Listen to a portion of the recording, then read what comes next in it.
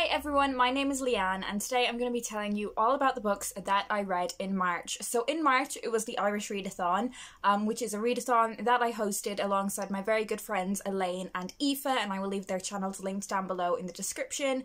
This was basically a readathon about reading more Irish literature than you normally would and celebrating that, making a conscious effort to pick up an Irish author.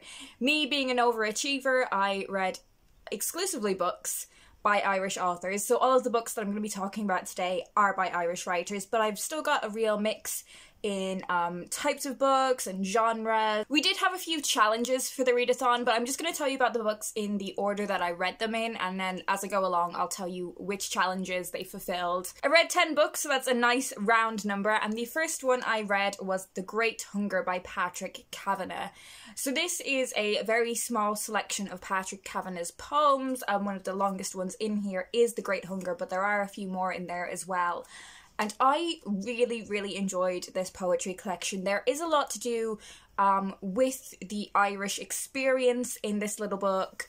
I was so impressed and drawn in by this poet's use of rhyme and rhythm. You know, there were so many things in here that reminded me of typical things that you expect from maybe slam poets.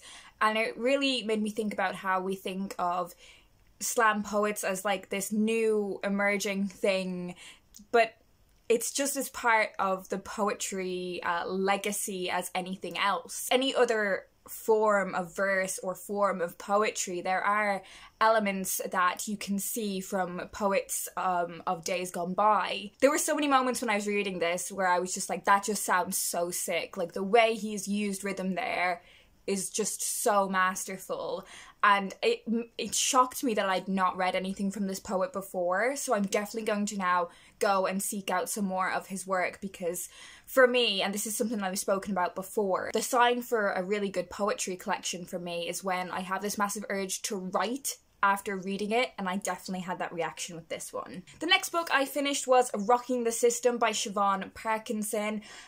This fulfilled the challenge of read a book with green on the cover, and it's also a non-fiction book. I really enjoyed this, and I did a full video where I spoke about 5 amazing Irish women that I learned about through reading this book. This book is kind of in a similar vein of like Goodnight Stories for Rebel Girls. You know, it's a selection of women telling their life stories accompanied by beautiful illustrations. This is illustrated by Bren Luke. And I just learned so much about so many incredible women, some that I'd never heard of before, and some that I had heard of before, but I didn't know quite how impressive their lives were. While this book is aimed at sort of, I would say, young adults, it's still a fantastic read if you're a little bit older, if you want to know more about great women, specifically in Irish history, then I think this is a phenomenal book. I really learned so much about, like, the women who had come before me and the women that shaped the Ireland that I grew up in, and that was just such a wonderful experience. The next book I finished was Conversations with Friends by Sally Rooney, and this fulfilled the challenge of reading a book by a female Irish writer, even though quite a few of the books that I'm talking about in this wrap-up are by Irish female writers. This was the one that I specifically chose, and I buddy read this one with Aoife, my co-host. So I'd read Normal People, Sally Rooney's second novel, last year, and I loved it. It was by far my favourite book that I read in 2018, so it's safe to say that I went into Conversations with Friends with very high expectations and fully prepared to be kind of let down by those high expectations, because I was like, there's no way that I'm gonna love this more than Normal People. And I was right. I didn't love Conversations with Friends as much as I loved Normal People, but I did still really enjoy it. This novel is predominantly about 21-year-old Frances and the romantic friendship that she has with another woman named Bobby. Sometimes it's a sexual relationship, sometimes it's a friendship, you know, they just kind of stay in each other's lives. And I suppose in that way you can draw a parallel with Normal People. There are these two people that are never quite fully together, but they stay in each other's lives.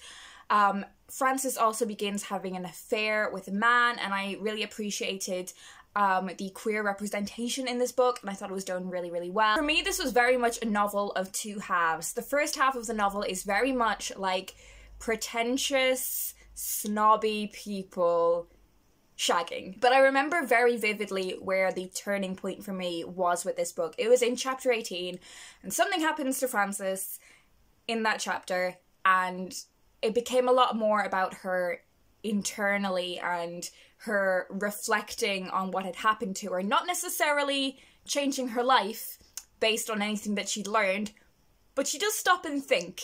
And you know, as a young woman who has made many a questionable decision in her life, I related to that. I did find so much of this book very honest about feelings that I'd never actually seen depicted in any form of media before. And that does come from a very personal connection. What I thought was really interesting about this book was, in normal people, it's so much about how there is a breakdown in communication because people don't say how they really feel.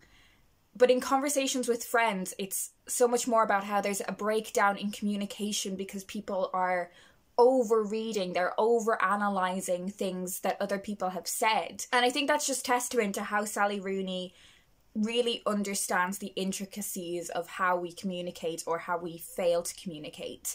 I do wonder if I hadn't been like comparing it to normal people, would I have absolutely loved Conversations with Friends. And I actually read another Sally Rooney book in March. I read Mr. Salary. This is just like one short story. This is published as part of the Faber's 90th birthday celebrations. Again, in this story we have a relationship that is so liminal. It's so between states. It's never fully a romantic relationship, it's never a purely sexual relationship, but it's never comfortably just a friendship between a young woman and a much older man. Years ago, this young girl, Suki, she moved in with Nathan. Nathan is much older, but there's never anything uncomfortable or creepy about that. You never feel like he had any ill intentions. But Suki does have this kind of like fascination and reliance on him. It's a very murky relationship. And honestly, there's not necessarily too much of a plot to this. It is just a glimpse into these two people's lives. And it's about what we are willing to reveal to people. Like, what I really love about all of Sally Rooney's work that I've read is that there is a gap between what the characters are willing to tell you and what they are going to keep for themselves. You are only allowed part of these characters in the same way that people in your life, they're only letting you have a part of them. And I find that a superb thing to be able to convey through writing. There is also one moment in this short story that is the most phenomenal example of showing and not telling. You know, that old writing chestnut? There's a phenomenal example of that in this short story, and it's not even relevant to the plot, but I think particularly if you are familiar with some of the issues that exist around on the streets of Dublin, then that moment will be really heart-wrenching for you. The next book I read was The Break by Marianne Keyes. I do have a physical copy of this one, but my housemate is borrowing it. I loved this book so much. This book has quite a simple premise in that it is about a couple in their 40s, Amy and Hugh. I think he's called Hugh. And Hugh is having a bit of a midlife crisis following some quite serious deaths in his family. He's really struggling to cope with that, and he decides that he is going to just like go away for 6 months. He goes to like Thailand. Like, it's basically like he wants a gap year in his 40s, even though he has a wife and 3 children. He just kind of springs this on Amy, and she doesn't know how to deal with it initially. She's aware that he is going to be going off on these adventures which may involve other women, and she just kind of has to be okay with that, and she knows that things are never going to be the same. And it's basically about what she experiences over those 6 months, but also it looks back into around a year previously and what was going on in her life then. But so much happens in this book. There are so many subplots in this. And in a way, like, you could take so many of the subplots out and it would be fine. But one of the joys is how well you get to know all of the characters in this book. Like, there are so many interesting subplots. We have their eldest daughter and her relationship with her birth father. She was born from Amy's first marriage to like a kind of successful footballer. It's about the dynamic in that relationship. There's a lot to do with Amy's mother and her kind of finding a new lease of life when she gets older, because she gets involved with Neve, the eldest daughter. She gets involved with her YouTube channel and kind of goes viral. But it's also about her struggles in the fact that like her husband has, I think he's got dementia, and that's really difficult for her to deal with while having her own life. Amy works in like PR, and her career is a whole sort of subplot as well. There are a lot of elements of this book that have things that are so specifically Irish, but in being so specific, they have a universal way of connecting with a reader. One of the subplots is about the Leave Insert, which I think everyone really remembers that time in their life. There's subplots to do with kind of like the housing crisis and financial difficulties. There are subplots to do with laws around reproduction in Ireland, and I think this book is fantastic. I thoroughly enjoyed it. To be fair, it could probably be a bit shorter if you cut some of those subplots out, but I just enjoyed it too much to care. Can I finish this wrap up before the natural lighting entirely disappears?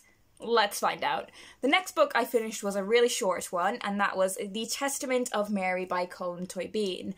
Basically, this is like the story of the New Testament, but retold from Mary's perspective, so Jesus's mum. Which, when you think about it, is such a good idea for a story. Like, what on earth would Mary feel about, like, what happened to her son and the whole perception around him? Recentering narratives about men on the significant women in their lives, that's my jam. I was really impressed with how the author built tension in this book, because it's really difficult to build that kind of level of suspense and tension with a story that is so well known. Like, I think the vast majority of us know how it all ended for Jesus. Still able to build that sense of foreboding through Mary's eye. Ultimately, this is a story about what it's like for a mother to lose a son, to have no control about what people are saying about him. It's about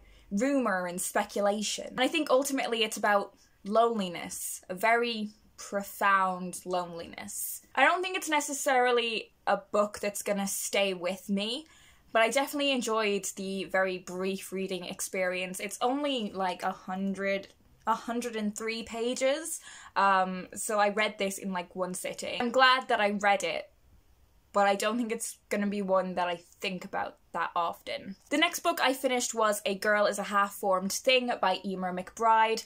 I read her second novel, The Lesser Bohemians, last year, and I really enjoyed it.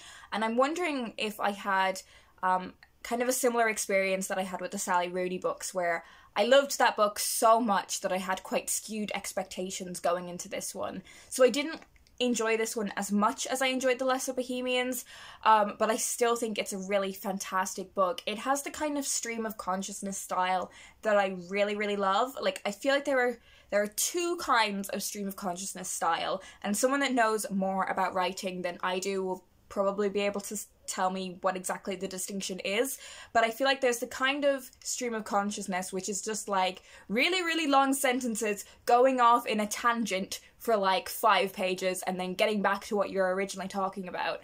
And then there's this kind of stream of consciousness which is like really short, sharp sentences. Sometimes they're even words that are actually more similar to how people think, you know, thoughts flicking here and there. You don't think in full sentences. So this book is about the relationship between our narrator and her brother who spends much of his life being very ill, and how the attention that's placed on him has affected her life, how she's been left traumatized, and how that trauma bleeds into every aspect of her life and how she approaches things. I don't want to talk about the plot too much, because the book isn't necessarily about what happens, it's more about how our narrator reacts to it. But what I will say is trigger warnings for a lot of abuse. A lot of it's quite explicit and difficult to deal with. But if that sounds like something you would be able to read, and you are someone who's really interested in exciting and different ways of telling stories, then I would really recommend this book. The next book I finished was Gullivers Travels by Jonathan Swift, and this fulfills the challenge of reading a book that is older than you are. I was born in 1995, so this book is definitely older than me because it was written in like 1768. Google that and find out if that's correct. 1726. I was not correct. I think a lot of people kind of know the basic premise of this book, as happens with a lot of classics, but it's about like this dude who he ends up on an island that he's never been to before, and everyone on this island is like really, really tiny, and then they like capture him, and then later in the book he ends up going to this place where everyone is so much bigger than he is, and again he's like captured, but like in both of these situations he is learning so much about these different cultures, the different customs and cultural norms. Some of them seem like really, really bizarre, and some of them are like, huh, this actually seems like a pretty good idea. And basically it's just about how like the British political and empirical system is like really, really weird. Like there are these traditions that people just adhere to because that's just the way it works. And you only think something is normal because it's what you are used to. So when he explains like the British system of doing things to these people in these different cultures, they're like, that's a really dumb way of doing it. Why would you do it like that? And there are kind of like two ways of reading this book. You can read it as a humorous, kind of fantastical story about these different cultures and different like worlds, or you can read it as like a political satire. Either way, it's actually really funny. I enjoyed this one. I'm not great at talking about classics, and there is part of me that wants to start a whole series where I just explain classics from my very limited perspective. If you want someone that talks about classics like succinctly and with proper analytical skills, Katie from Books and Things is your gal. If you want someone who's gonna be like, and this happened, and I think it means this, I'm your gal. I think you need both of us in your life. The next book I finished was New Irish Short Stories, and this is an anthology edited by Joseph O'Connor. This fulfilled the challenge of read a book that is not a novel, although a few books I've already spoken about also fulfill that challenge. I had quite a mixed experience with this one. As you would do with an anthology made up of a lot of different writers, there are some stories where I was just like, I'm not having a good time here, and there were a couple of them when it got halfway through I was like, I'm just not having a good time here, and I didn't finish them. But there were a couple of stories that were really stand out for me. There was one called Absence by Christine Dwyer Hickey that I really, really enjoyed, and what was great about this was I'd never heard of that writer before, and now I can go look up their work, and that's what's so great about an anthology. And there was another story called Chicago, Here We Come by Belinda McKeown, who was a writer that was kind of on my radar because one of her novels has been recommended to me a lot. I think it's called Tender. It might not be called Tender, but apparently it's really similar to Sally Rooney. And it was really great to try out some of her writing before committing to getting her novel. And I really, really enjoyed it, so that's a very good sign. There is a new edition of this of New Irish Short Stories that comes out this year. I think it might be already out. But if you're looking to discover some Irish writers, I would really recommend that one and this one from, I think this came out in 2011, if you just want to sample some new writing. And the final book that I squeezed in at the end of the month was The Trouble with Perfect by Helena Duggan. This is a middle grade book. I had read the first book in this series last year, and it's hard to talk about this one without talking about the first one, but basically what happens in the first book, there's this girl named Violet, and her family, her mother and her father, moved to this town called Perfect. And her father works, he's an eye doctor. He's not an optician. There's another word for it. But basically, he's got a job in this town called Perfect that is to do with, like, figuring out what strange thing is going on with the residents of this town's eyesight. And there are a number of strange things happening in this town. And Violet begins to unravel what exactly is going on.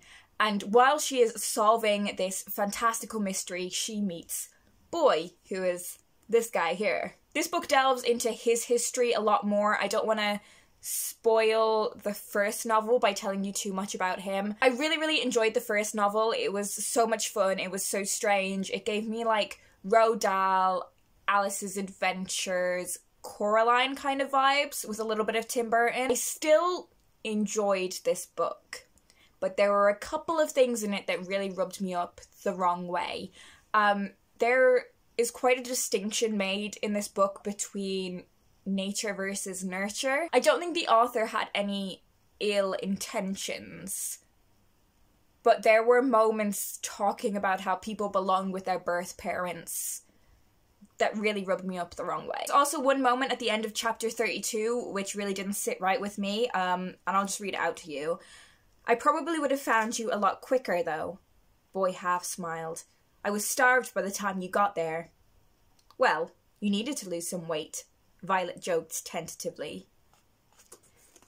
Even though that's a joke, and I think it's a joke that a child would make, I don't see the need for it to be reiterated in this book. Like, I don't see the need for that joke to be there. It's not funny enough to justify it being there, which is essentially what I'm getting at. And I'm being really nitpicky with that, but I just think it's an unfortunate editing choice. It's not the most harmful thing in the world.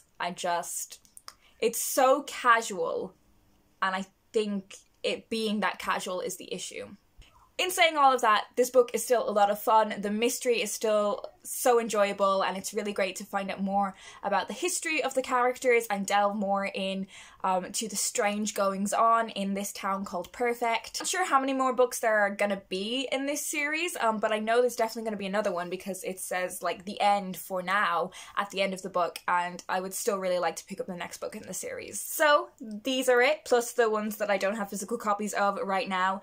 This was my reading month. I had a really good time for the Irish Readathon. I didn't get to make as many videos that I wanted to, because my life. But I had a super fun time hosting, and thank you so much to Aoife and Elaine for hosting alongside me, and thank you to everyone who got involved, whether you did all the challenges or you just read one more Irish book to be participating. I'm so grateful, and I've loved hearing like all of your reviews and wrap-ups come out. It's so enjoyable for me, and I've loved hearing what you guys read, especially since quite a few of us read the same books. As ever, I will leave links to all of the books that I have spoken about down below in the description if you want to find out more about them or you want to get your hands on a copy. If you participated in the Irish Readathon, let me know down in the comments what the best book you read for it was, or if you enjoyed the one book that you did read for it, let me know. That's all I'm going to talk about today, but I will see you guys in my next video.